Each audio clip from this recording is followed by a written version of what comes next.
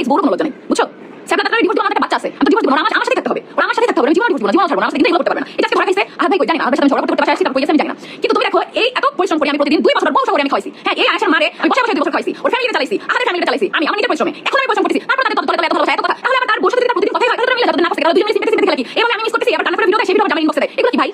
কেন তোর বয়ফ্রেন্ড আছে তাহলে আবার হাতে থাকি, আজ হাতে থাকি, তাহলে বয়ফ্রেন্ড টাইফ্রেন্ড বাদে মিলে যা, ছেলেটাকে নিয়ে একসাথে দুজন মিলে থাক, বাচ্চাটা লাইফ ঠিক, বাচ্চাটা নিয়ে 2 দিন পর আয়েশার বাবা করে নাই, আয়েশার বাবা খোঁজ দেয় নাই, আয়েশার বাবা খোঁজ নেয় নাই, তার খোঁজ নিলে ছবি পাঠিয়ে আয়েশার বাবা। আমি তো এগুলো না দেখলে আমি তো বুঝতাম না যে আসলে তোদের কথা হয়, আমি জানি না হয়তো আগেও কথা হয়তো ডিলিট করে দিছে, এটা আমি দেখছি তাই আমি জানছি, হয়তো আগে কথা হয়েছে, আমি তো এটা দেখে আমি এত হাতে চিল্লাছি, আমি বুঝাইছি সন্ধ্যা পর্যন্ত থাকবো, চলে আসছি বাসায়, আমি কেন আমার মনটা ভালো লাগছে না, লিফটে উঠে আমি দেখি ঠিক হোয়াটসঅ্যাপে ঢুকে আমি দেখি যে না তাদের 9 জানুয়ারি থেকে কথা হচ্ছে। চিন্তা করে দেখো, আমি ব্যস্ততার জন্য আমি চেক করার সুযোগ পাইনি, আমার হচ্ছে আমাদের কারোর সাথে কথা না ইচ্ছা হয়, ঠিক আছে, না করে না টেক্সট, একটা সন্তানের জন্য যদি ওরা মিলে যায় তাহলে তোমার প্রবলেম কি? ওদের তো একটা সন্তান মিলে গেলে প্রবলেম নাই বোন, আমি তো মিলে যাইতে বলতেছি, তুমি কি কথা না শুনে বুঝতেছ, মানে না শুনেই কথা বলতেছো, তাহলে অবৈধ সম্পর্কে কেন থাকবে? মানুষের সামনে কেন বুঝাবে না আমার সন্তানের বাবা নাই, আমার সন্তান অসহায়, আর সেও কেন বুঝাবে যে তার একটা বোন আছে, শুধু আমাকে ভালোবাসে কেন? তারা দুজন মিলে কেন সিম্পেথি খেলতেছে, দুদিন পর জামাইয়ের সাথে সারা ফোনে কথা বলে সকালে পোস্ট দিবে যে আয়েশার বাবা না পৃথিবীর সবাই আছে, এগুলো তো তোমরা আমাকে ইনবক্স কেন দিছো? আর সে একটা কমেন্টে স্ক্রিনশট দিলা যে হচ্ছে আমি লাস্ট পর্যন্ত চেষ্টা করছি সম্পর্ক টিকানোর জন্য, আমি তো দেখতেছি আয়েশার বাবা লাস্ট পর্যন্ত চেষ্টা করতেছে সম্পর্ক টিকানোর জন্য, তাহলে তুমি মিথ্যা কথা কেন?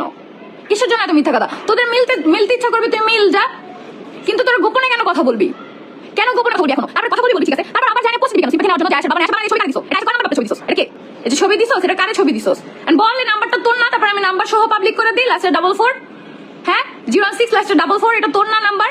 এই যে হোয়াটসঅ্যাপে তোর ছবি দেয়া, এই যে তোর ছবি দেয়া, দুইটাই বেয়াদব। ডিভোর্সের আগে মনে থাকে না, ডিভোর্সের পরে প্রেম উতলায় পড়ে। হ্যাঁ।